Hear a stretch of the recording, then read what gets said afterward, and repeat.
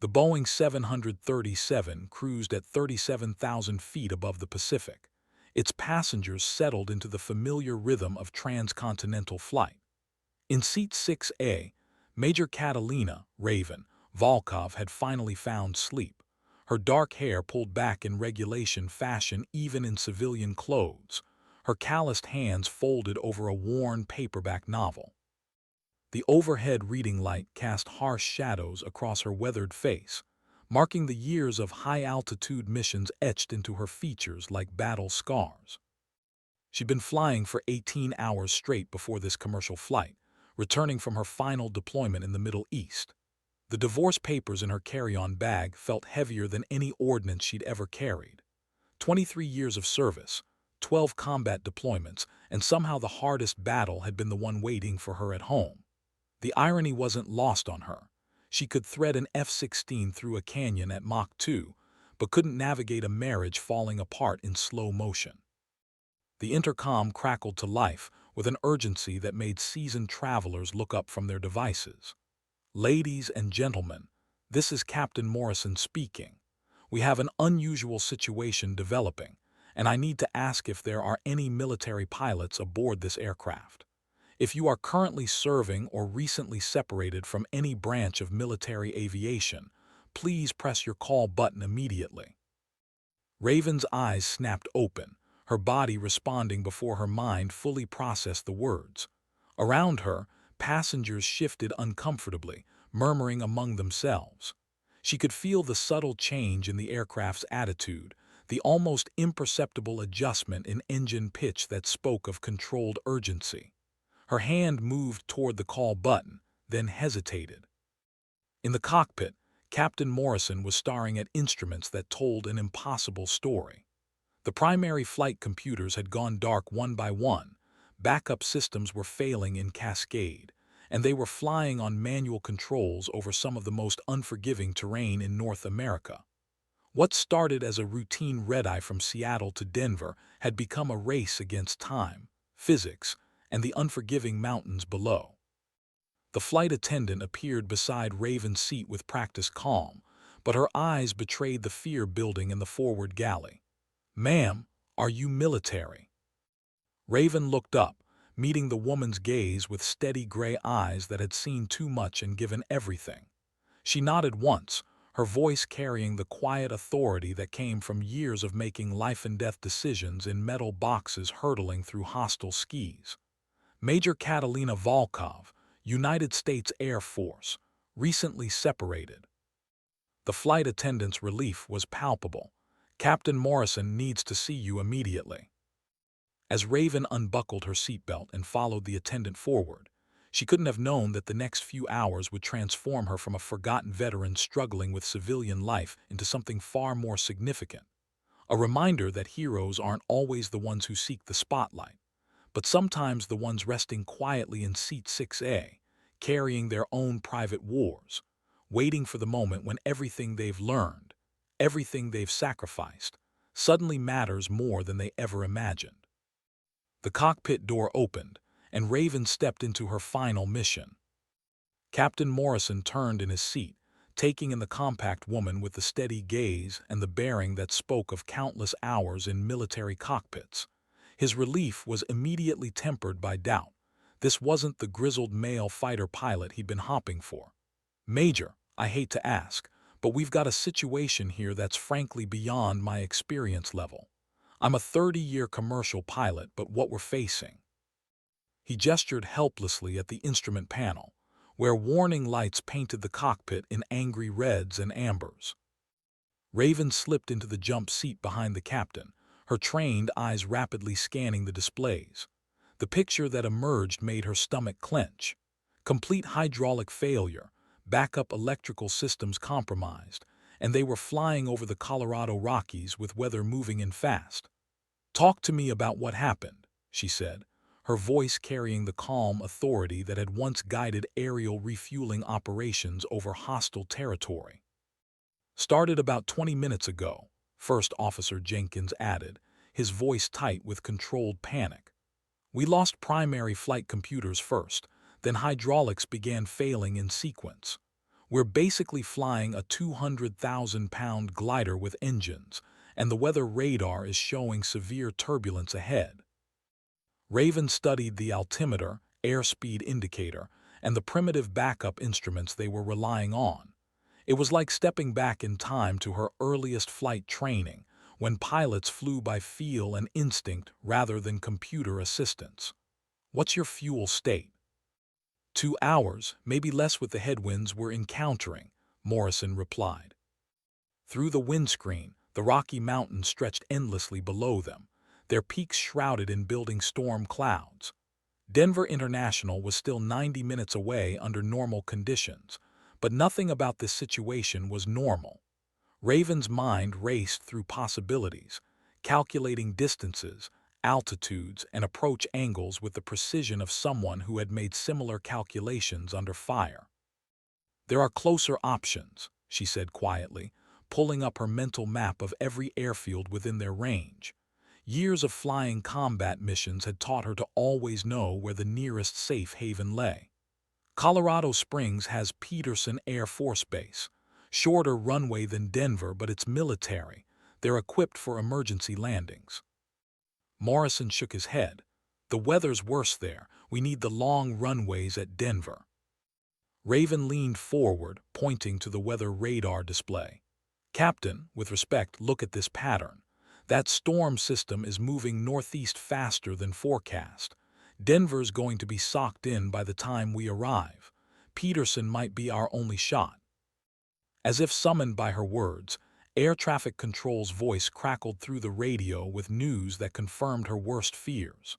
The mountains below seemed to press closer, and in the distance, lightning began to dance between the peaks like angry spirits, waiting to claim another aircraft that dared challenge the unforgiving sky.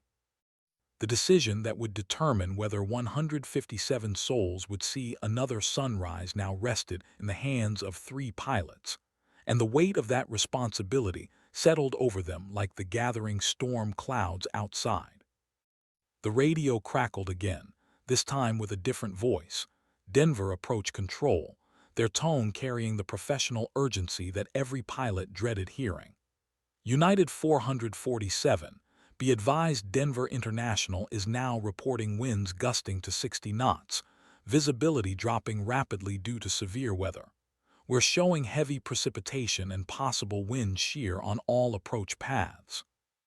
Captain Morrison's hands tightened on the controls, his knuckles white against the black yoke.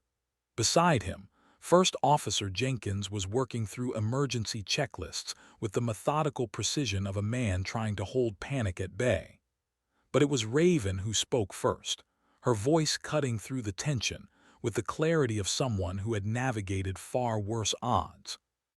"Peterson Air Force Base, Colorado Springs," she said, reaching across to tap coordinates into the flight management computer.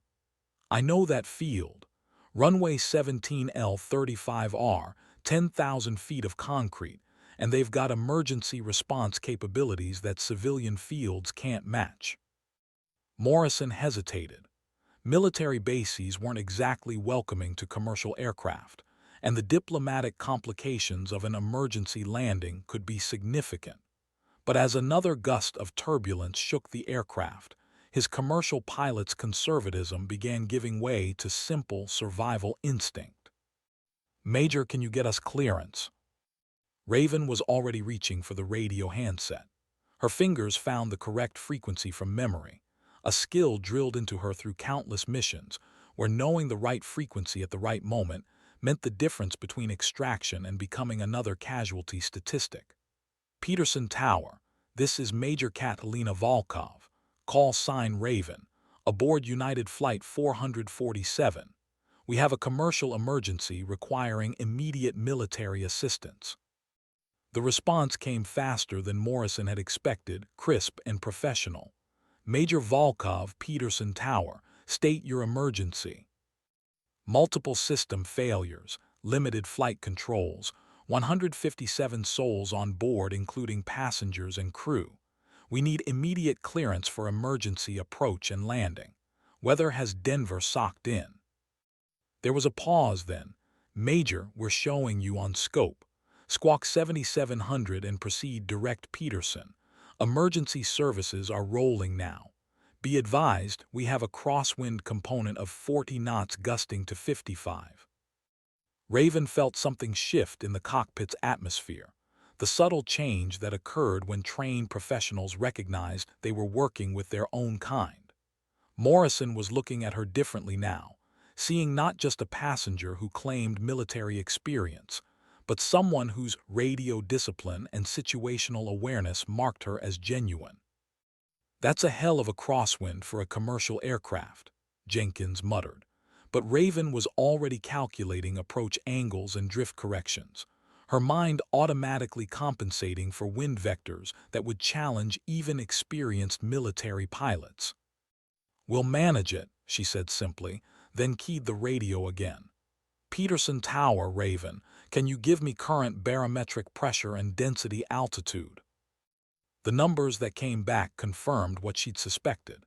The combination of altitude, weather, and aircraft weight would make this approach a test of every skill she'd learned in 2 decades of military flying.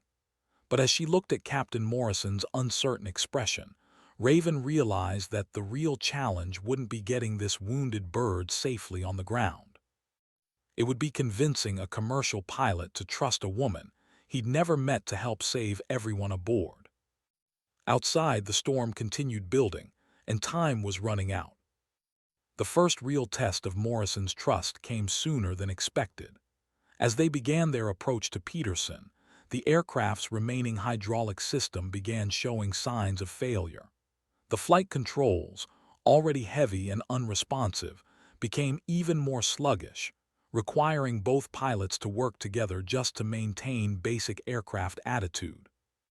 "I need you on the controls with me," Morrison said to Raven, his commercial pilot's pride finally giving way to tactical necessity. "Jenkins, work the radios and monitor our systems." Raven slipped into the right seat, her hands finding the familiar weight of aircraft controls, though these were different from the sleek fighters she was accustomed to.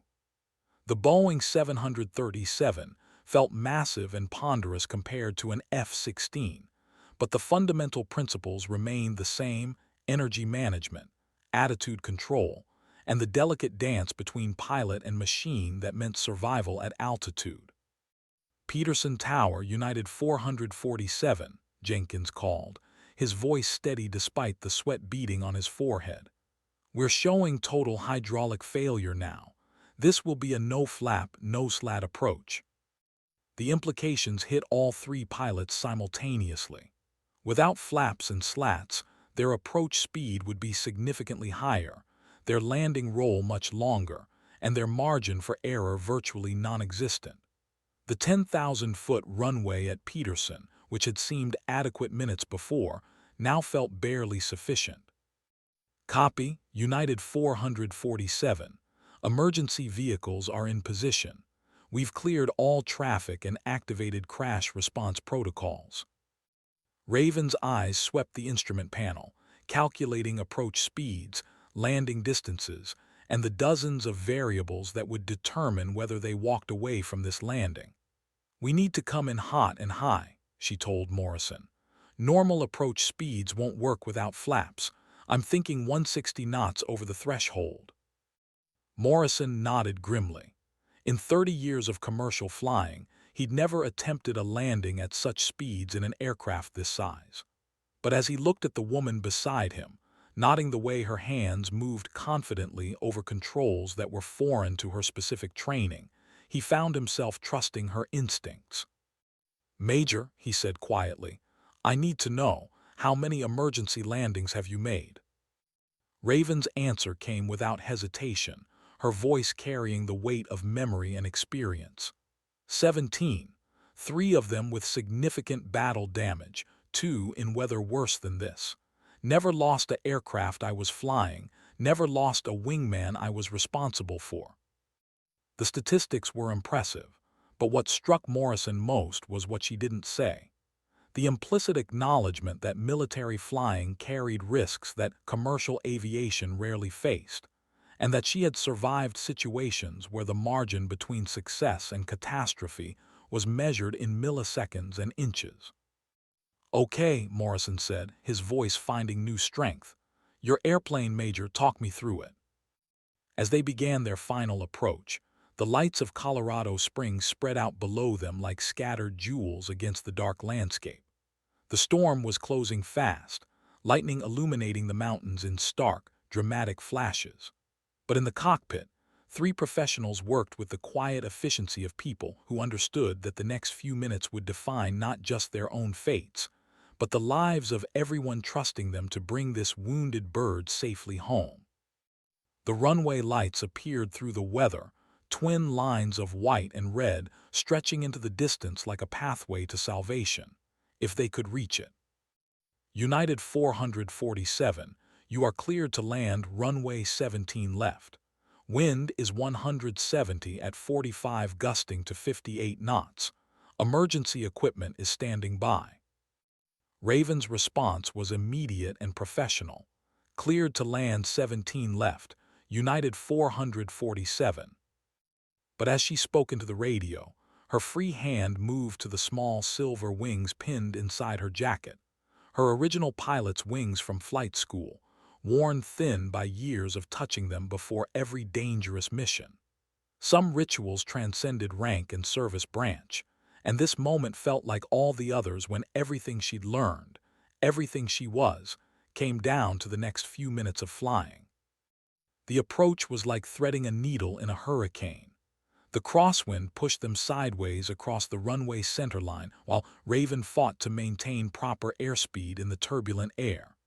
Morrison worked the throttles with surgical precision, adding and reducing power as they rode the edge of controlled flight. Behind them, Jenkins called out altitudes and airspeeds with mechanical precision, his voice the only constant in a cockpit filled with warning alarms and the groaning sounds of an aircraft pushed beyond its design limits. 200 feet on speed, Jenkins called. 100 feet, runway in sight. The runway rushed up to meet them, concrete and lights and the promise of solid ground. But the crosswind caught them again at the worst possible moment, pushing the aircraft's nose left just as they crossed the threshold. Raven's reaction was instantaneous, her right hand pushing hard on the rudder pedal while her left hand held the yoke steady, a technique learned from countless combat approaches where precision meant survival. The main landing gear touched down hard, the aircraft bouncing once before settling onto the runway with a screech of tires and the thunderous roar of reverse thrust. They were down, but traveling at nearly 200 miles per hour on a runway that was rapidly running out. "Brakes, brakes," Morrison called, but Raven was already applying maximum pressure to the brake pedals, feeling the aircraft shudder and slow as friction fought against momentum and physics. The runway lights flashed past in a blur, and for a terrifying moment it seemed they might not stop before running out of concrete. But gradually, inexorably, the Boeing 737 slowed to taxi speed, then stopped completely. In the sudden silence that followed, broken only by the wind howling outside and the clicking of cooling metal, three pilots sat in stunned disbelief at what they had just accomplished. "Ladies and gentlemen," Captain Morrison's voice came over the intercom, steadier now than it had been in over an hour. "We have safely landed at Peterson Air Force Base in Colorado Springs. Emergency services will be assisting with passenger deplaning. On behalf of the entire crew, I want to thank you for your patience during this difficult situation." But his real thanks came in the form of a quiet conversation in the cockpit, as emergency vehicles surrounded the aircraft, and the first glimpses of dawn began to lighten the eastern sky. "Major Volkov," he said, extending his hand, "I don't know how to properly thank you for what you did tonight." Raven shook his hand, but her response was typically understated. "Just doing what any pilot would do, Captain. We all went home tonight. That's what matters." Outside, passengers were beginning to deplane via emergency slides, their faces reflecting a mixture of relief, exhaustion, and the dawning realization of how close they had come to disaster. News crews were already gathering at the base perimeter, drawn by reports of the dramatic emergency landing. But inside the cockpit, three professionals were dealing with the aftermath of a crisis that had tested everything they thought they knew about flying, leadership, and trust. The investigation would come later, along with the interviews, reports, and inevitable second-guessing that followed any aviation emergency. But in this moment, as the sun began to rise over the Colorado mountains, there was only the quiet satisfaction of a job well done and lives preserved through skill, courage, and the kind of teamwork that transcended rank, service, and the petty divisions that too often separated people who should be working together. Major Catalina Raven Volkov had flown her final mission, though she didn't know it yet, and like all her previous missions, she had brought everyone home. The debriefing began 3 hours later in a windowless conference room at Peterson Air Force Base, where investigators from the FAA, NTSB, and Boeing had gathered to piece together the sequence of events that had nearly claimed United Flight 447. Raven sat at the metal table, still in her civilian clothes, answering questions with the precise, factual responses of someone who had been through similar sessions many times before. Major Volkov, can you walk us through your decision-making process during the approach phase? The lead investigator, a thin man named Patterson, spoke with the clinical detachment of someone who dealt with aviation disasters for a living. The primary concern was energy management without flaps, Raven replied, her voice steady. Normal approach procedures wouldn't work, so we had to adjust speed, attitude, and descent rate accordingly. The crosswind component required constant rudder input to maintain runway alignment. Captain Morrison, seated across from her, added his perspective. I want to make it clear that Major Volkov's expertise was critical to the successful outcome.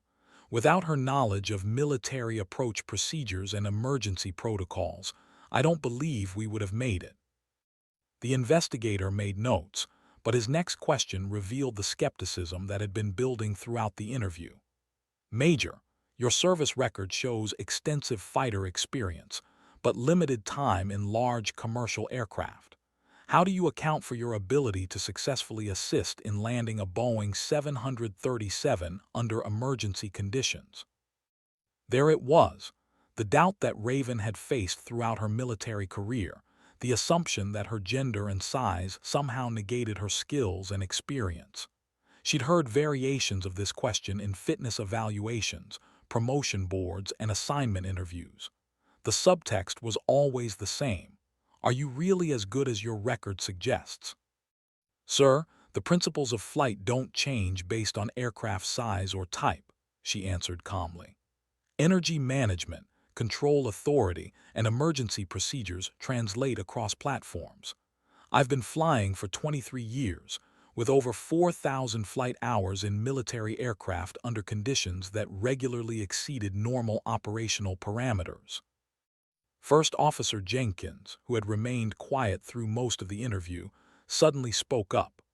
I think what the Major is being too modest to say is that she saved our lives last night. I've been flying commercial for 15 years, and I've never seen anyone handle an emergency with that level of calm professionalism. The room fell silent for a moment, and Raven found herself thinking about all the times she'd sat in similar rooms, defending her qualifications to men who couldn't understand that competence wasn't determined by physical appearance or conformity to their expectations. But this felt different somehow, perhaps because the stakes had been so immediate and the results so undeniable. The preliminary findings suggest multiple system failures caused by a software cascade error, Patterson continued, reading from his tablet. The aircraft's fly-by-wire systems began shutting down sequentially, eventually leaving you with purely manual control. This type of failure is extremely rare, but not unprecedented. Raven nodded. She'd suspected as much during the flight, recognizing the pattern of system failures that indicated software rather than hardware problems. Modern aircraft were incredibly complex, with multiple computer systems managing everything from engine performance to flight control inputs. When those systems failed, Pilots were left with skills that hadn't been regularly practiced in the age of automated flight. "Major, what are your plans now?" Patterson asked, closing his folder. "I understand you recently separated from active duty." The question caught her off guard, partly because she didn't have a good answer. The divorce was final, her military career was over, and she'd been drifting through civilian life without any clear direction or purpose. Last night's emergency had reminded her of something she'd forgotten during the difficult transition out of uniform. She was good at this, really good, and there were still ways to use those skills outside of military service. "I'm exploring several options," she replied diplomatically, but Captain Morrison was already reaching into his jacket pocket.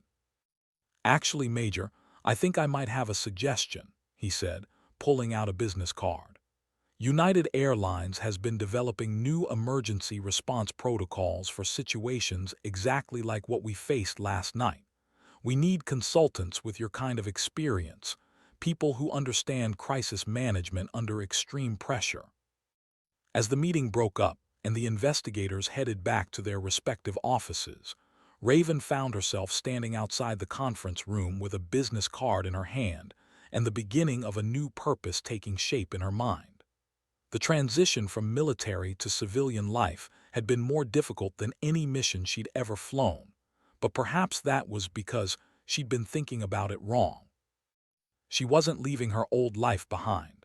She was carrying everything she'd learned into a new arena where those skills could still make a difference. The story of United Flight 447 broke on the national news that evening, though the initial reports focused more on the dramatic emergency landing than on the specific details of how it had been accomplished. Raven watched the coverage from her hotel room in Colorado Springs, noting how the television reporters emphasized Captain Morrison's 30 years of experience while barely mentioning the military pilot who had assisted in the cockpit. She wasn't surprised. Military women were accustomed to having their contributions minimized or overlooked entirely, and civilian media rarely understood the complexities of military service well enough to ask the right questions. But as she prepared for bed, her phone began ringing with calls from reporters who had somehow obtained her contact information. "Major Volkov, this is Susan Chen from CNN. I'm hopping to get your perspective on last night's emergency landing for a story we're preparing about the incident." The interview requests continued throughout the night and into the next morning, each reporter asking variations of the same questions about her background, her role in the emergency, and her thoughts on the successful outcome. Most seemed surprised by her matter-of-fact responses, as if they'd expected either false modesty or dramatic embellishment. By noon, social media had picked up the story, and Raven Pilot was trending on Twitter as aviation enthusiasts shared details about her military service, record that the mainstream media had missed. Someone had found her old squadron photos, and soon the internet was buzzing with stories of her combat deployments and emergency landings under fire. The attention was simultaneously flattering and uncomfortable. Raven had spent her military career trying to prove that she deserved to be judged on her performance rather than her gender, and now she found herself thrust into a spotlight that seemed to emphasize exactly the opposite. But as she scrolled through the social media posts, she began to notice something different in the tone of the coverage. Young women were sharing the story with messages about inspiration and possibility. Parents were posting about showing the articles to their daughters. Military veterans were sharing their own stories of women who had served with distinction in combat roles. What had started as a simple news story about an aviation emergency was becoming something larger, a conversation about competence, leadership, and the quiet heroism of people who did their jobs well under pressure. Her phone rang again, but this time it was Captain Morrison. "Major, I hope you're handling all this media attention okay. I wanted you to know that United's executive team has been following the coverage, and they're very interested in discussing that consulting position we talked about." "I appreciate that, Captain, but I have to ask, Is this because of my actual qualifications, or because having a female veteran on your team would be good publicity right now? Morrison's laugh was genuine. Major, I've been flying for 30 years, and last night was the first time I've ever had to make an emergency landing with total system failure. You didn't just help save 157 lives. You showed me things about crisis management that I never learned in any commercial training program. The publicity is just a bonus. That afternoon, Raven drove back to Denver to catch her rescheduled flight, thinking about the unexpected turn her life had taken in the span of 24 hours. She'd gone from being an unemployed divorced veteran struggling with civilian transition to having job offers and interview requests from across the aviation industry. But more importantly, she'd rediscovered something about herself that the difficulties of the past year had temporarily obscured. She was still the same pilot who had earned her call sign through competence and courage, and those qualities didn't disappear just because she'd taken off the uniform. The flight back to Seattle was uneventful, which was exactly how Raven preferred her commercial travel.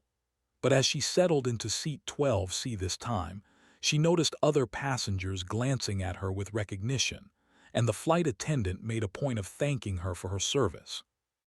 The attention was still uncomfortable, but she was beginning to understand that sometimes visibility came with responsibility. The responsibility to represent not just herself, but all the women who had served in roles where they'd had to prove themselves every day. 3 weeks later, she was back in a cockpit, this time as United Airlines' newest crisis management consultant, helping to develop training protocols for situations that fell outside normal commercial aviation parameters. Her first assignment was to work with simulator instructors to create realistic emergency scenarios based on her military experience, translating the lessons learned from combat flying into civilian aviation safety. The work was challenging and rewarding in ways she hadn't expected. Instead of flying missions herself, she was teaching other pilots to handle the kind of emergencies that could turn routine flights into survival scenarios. Her office was filled with aircraft manuals, simulation software, and the constant hum of activity from one of the world's busiest aviation training centers. But the real satisfaction came from the letters and emails that continued to arrive from around the country, from young women considering military or aviation careers, from parents whose daughters had been inspired by her story, from fellow veterans who appreciated seeing military skills recognized and valued in civilian contexts. One letter from a teenage girl in Montana who dreamed of becoming a fighter pilot particularly stood out. Major Volkov, my dad says girls aren't tough enough to fly fighters, but I showed him the article about you and now he's helping me apply to the Air Force Academy. Thank you for proving that competence is what matters, not what other people think about who you're supposed to be. Raven kept that letter in her desk drawer, along with her original pilot's wings and a photo of her old squadron. They served as reminders of a fundamental truth she'd learned over 23 years of military service. Excellence was its own argument, and the best way to change minds was to consistently deliver results when they mattered most. The story of United Flight 447 became a case study in aviation emergency management, taught in flight schools and training programs across the country.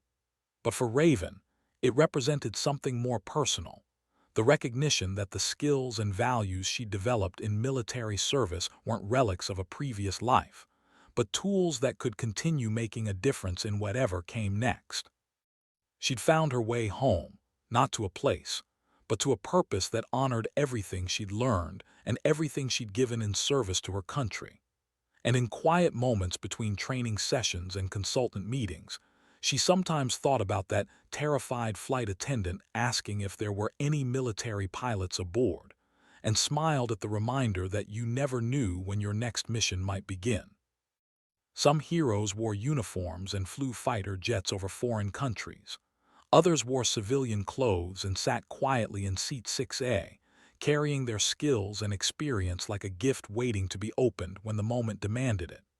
Major Catalina, Raven, Volkov had been both, and in learning to value the second as much as the first, she'd found a way to keep serving that was entirely her own. 2 years after United Flight 447, Raven stood before a congressional subcommittee on aviation safety, testifying about the need for enhanced emergency response training in commercial aviation. Her recommendations, based on both military experience and the lessons learned from that night over the Colorado Rockies, were being incorporated into new FAA regulations that would affect how every commercial pilot in America trained for crisis situations. Representative Johnson, the fundamental issue isn't the sophistication of our aircraft systems, she explained to the committee, her voice carrying the same calm authority that had steadied the cockpit during those crucial hours. It's ensuring that pilots maintain the basic flying skills needed when those systems fail. We've become so dependent on automation that we've forgotten the principles that kept aviators alive before computers took over most flight operations. The hearing room was packed with aviation industry representatives, military officials, and journalists covering what had become known as the Volkov recommendations, a comprehensive overhaul of emergency training protocols that emphasized manual flying skills, crew resource management, and crisis decision-making under pressure. After her testimony, Raven was approached by a young Air Force captain whose insignia identified her as a recent pilot training graduate. "Major Volkov, I just wanted to thank you," the captain said, her voice carrying the eager enthusiasm of someone just beginning their military flying career. "Your story was one of the reasons I chose to pursue fighter aircraft instead of accepting a transport assignment. I figured if you could handle 23 years of proving yourself, I could handle a few more." The comment brought back memories of Raven's own early career, when every flight was simultaneously an opportunity and a test, when competence had to be demonstrated repeatedly, because assumptions about gender and capability died hard in military aviation. But it also reminded her of how much had changed. This young officer spoke with confidence that would have been impossible in the early days of women in combat roles. "Captain, what's your call sign?" Raven asked. "Falcon, ma'am. I'm heading to F-35 training next month." Raven smiled at the symmetry. Birds of prey seem to attract women who refuse to be limited by other people's expectations about what they could achieve. "Fly safe, Falcon, and remember, the airplane doesn't care about your gender, only about your skill. Keep hunting those skills and everything else will take care of itself." That evening, back in her hotel room, Raven received a call from Captain Morrison, who had become both a professional colleague and genuine friend in the years since their emergency landing. "I saw the hearing coverage," he said. "How do you think it went?" "Better than expected," Raven replied. "I think they're actually going to implement most of the training recommendations. It'll take time, but we might prevent situations like ours from becoming disasters for crews who aren't as fortunate as we were." "Speaking of which," Morrison continued, "United's CEO wants to discuss expanding your role. They're talking about creating a new position, Director of Emergency Response Training. It would mean overseeing crisis management protocols for the entire airline." The offer was flattering and professionally significant, but Raven found herself hesitating. Over the past 2 years, she discovered that her real satisfaction came not from corporate advancement, but from the direct impact of training individual pilots and developing programs that could save lives. The executive suite offered prestige and salary increases, but it also meant moving further away from the hands-on work that had rekindled her passion for aviation. "Let me think about it," she said. "I appreciate the confidence, but I want to make sure I'm making the right decision for the right reasons." After ending the call, Raven stood at her hotel window, looking out at the lights of Washington, D.C. spread below. Somewhere in that urban landscape were the offices where regulations were written, policies were debated, and decisions were made that affected millions of people. She'd had a small part in that process today, translating battlefield lessons into civilian safety improvements. But tomorrow she'd fly back to Denver, back to the training center where she spent her days teaching pilots to handle emergencies they hoped they'd never face. That work didn't make headlines or offer corner offices, but it prepared people for moments when everything they'd learned would be tested against the unforgiving realities of physics, weather, and mechanical failure. As she prepared for bed, Raven's thoughts turned to that teenage girl in Montana who had written to her 3 years earlier. Last month, she'd received another letter, this one from the Air Force Academy, where the same girl was now a cadet preparing for flight training. The circle was completing itself in ways that corporate positions and congressional hearings could never match. Some victories were measured in lives saved during specific emergencies. Others were measured in competence passed down through generations, in barriers broken by people who refused to accept limitations, and in the quiet satisfaction of work that mattered beyond personal recognition or advancement. Major Catalina, Raven, Volkov had spent 23 years proving herself in cockpits over hostile territory. Now she was discovering that the most important missions might be the ones that took place in training facilities and congressional hearing rooms, where the lessons learned from her journey could benefit people she'd never meet, facing challenges she couldn't imagine, in aircraft that might not even exist yet. The sky had been her first calling, but teaching others to navigate it safely had become her lasting legacy. 5 years after United Flight 447, the aviation industry had largely adopted the Volkov recommendations, and emergency response statistics showed measurable improvements in crew performance during crisis situations. But for Raven, the real measure of success came in the form of a phone call on a Tuesday morning that began like any other. "Ma'am, this is Captain Sarah Mitchell, Alaska Airlines. I'm calling to thank you personally." The voice on the phone was steady but emotional, carrying the controlled intensity of someone who had recently faced their own emergency. "Yesterday, we lost both engines due to bird strike over the North Pacific. No airports within range, no good options, and weather closing in fast." Raven set down her coffee and gave the call her full attention. These conversations had become more frequent as her training protocols spread throughout the industry, but each one reminded her why the work mattered. "What was your outcome, Captain?" "We made it to Anchorage on engine restart procedures that directly came from your emergency training modules. But more importantly, my crew maintained focus and cohesion throughout the crisis, because we'd practiced scenarios exactly like this one. Your emphasis on crew resource management under pressure made the difference between a successful outcome and a tragedy."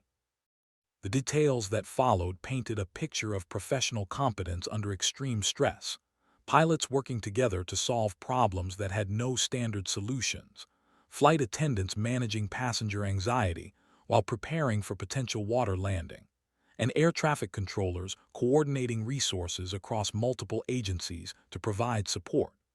It was the kind of seamless teamwork that looked effortless from the outside, but required extensive training and absolute trust among crew members. "Captain Mitchell, you and your crew did outstanding work," Raven replied. "The training just gave you tools. You had the skill and judgment to use them correctly when it mattered." "Maybe, but I want you to know that 3 of my flight attendants are women who specifically cited your story as inspiration for pursuing aviation careers."